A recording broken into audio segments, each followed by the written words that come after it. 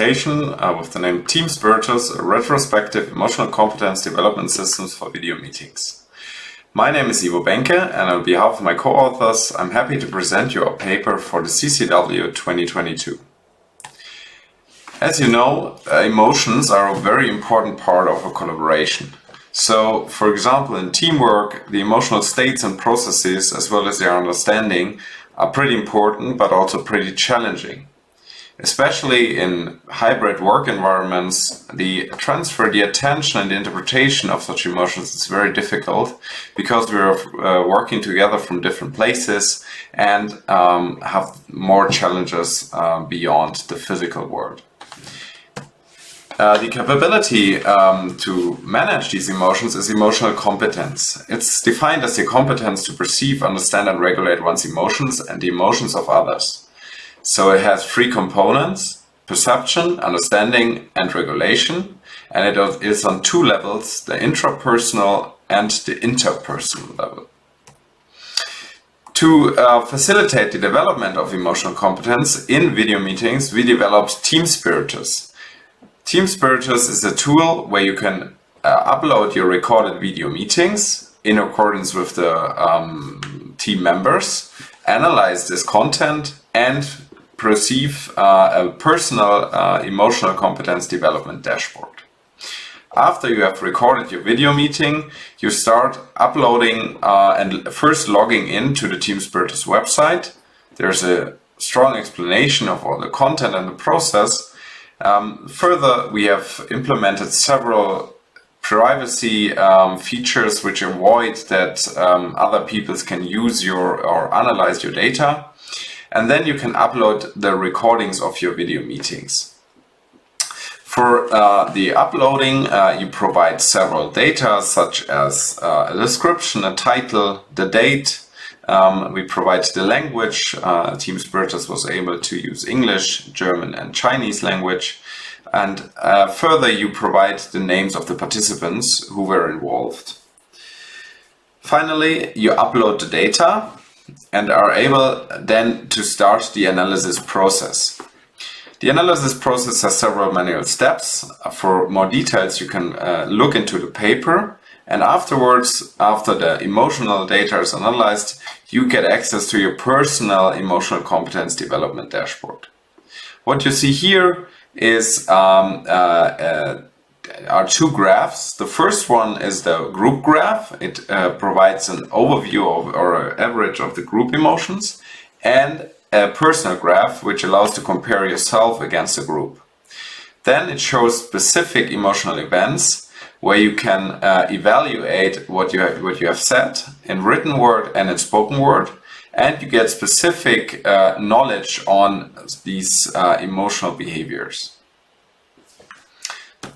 Finally, you are also able to have some KPIs, such as how much you have spoken, what's the average positivity or sentiment of your data, and so on. We evaluated TeamSpiritous in a prospective longitudinal panel study over 6 weeks. We included 47 participants, 22 from Germany and 25 from China. These students or these participants had business or academic background, and we had specific requirements such as they had to be a real-world team, they had to work at least one, had to have at least one weekly team meeting, and these video meetings should be video-based. The evaluation was that we had first an instruction week, and afterwards in each week the participants had to answer, after they had used the tool, the profile of emotional competence questionnaire, where they answered specific questions regarding their emotional competence status.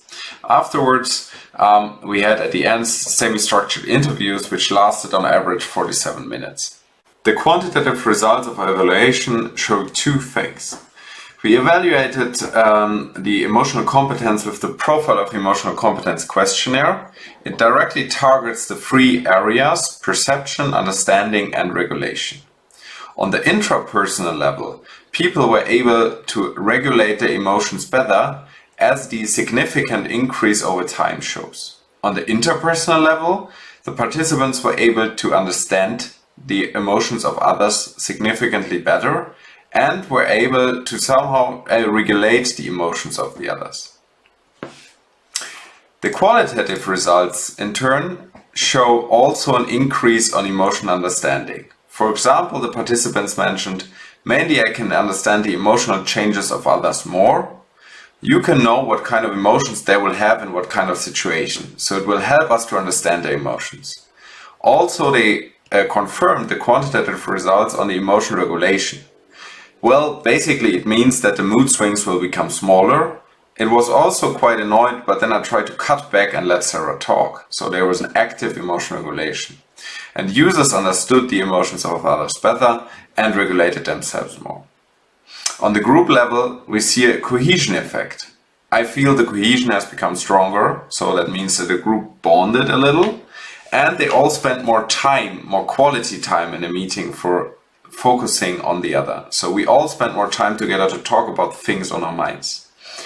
Last but not least, we also see effects explicitly mentioned in the interviews of TeamSpiritous. So that dashboard to have, I found the idea super cool. And so I first thought it was a good, with this concept that you really have to actively confirm it, which is directed at the privacy mechanisms we implemented. With our TeamSpiritous system and its evaluation, we see two contributions. First of all, we can confirm a longitudinal emotional competence development and behavioral reactions evolving from it. So TeamSpiritous stimulated the emotional competence development, and furthermore, what we see in the interviews is that they actively applied different emotional regulation strategies. Finally, also there was a change in behavior. Users changed their perspective, they interacted more constructively, and they avoided a construct of an emotional spiral. Second, we specifically contribute with the design of TeamSpiritous, and we see these specific user experiences.